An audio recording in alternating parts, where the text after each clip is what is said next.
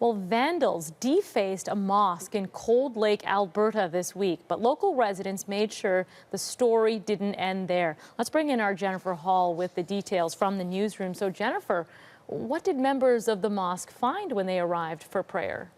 Oh, there were racist slogans in red spray paint on the front of the mosque, and a couple of windows had been vandalized as well.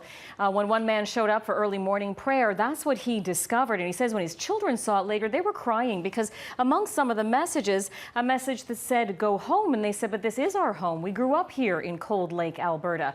I can tell you, though, that within a couple of hours, people in the community had rallied to show up and support.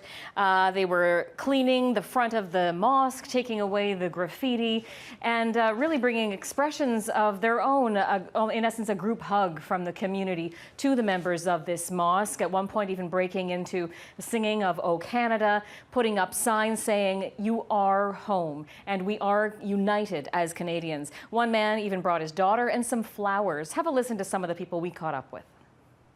It's sad, right? 'Cause, I mean, these guys are peaceful, and I think it's important for the community to show them that we know the difference between extremists and religion, right? I'm angered and hurt that someone would do something like this.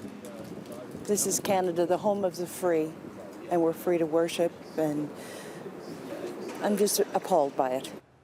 So you can see the reaction there, Christine, and it's really a reaction we are hearing from all over the place today. Yeah, what an amazing outpouring. And I understand other people are reaching out and sharing their reactions to this story. What are you hearing? They are. As a matter of fact, we're hearing from all political stripes as well. NDP leader Tom Mulcair has tweeted his horror at this, as has Jason Kenney, a Conservative cabinet minister, Liberals as well. And it even caught the attention of Chris Hadfield, Canada's favourite astronaut. All of them expressing their horror at what was seen here at this community mosque, and also sending words of support and saying this is not Canada, this is not us. Christine. Yeah, and we saw another one of those amazing moments at the National War Memorial today, Jennifer. Laura had caught that moment of an imam bringing over a wreath of flowers to the memorial, and someone out of the crowd just came and gave him a big hug, and you could just feel that sentiment, you know, that we understand one another. Really incredible. Exactly. In fact, the mayor of Cold Lake, Alberta, you know, it's a fairly small community home to a large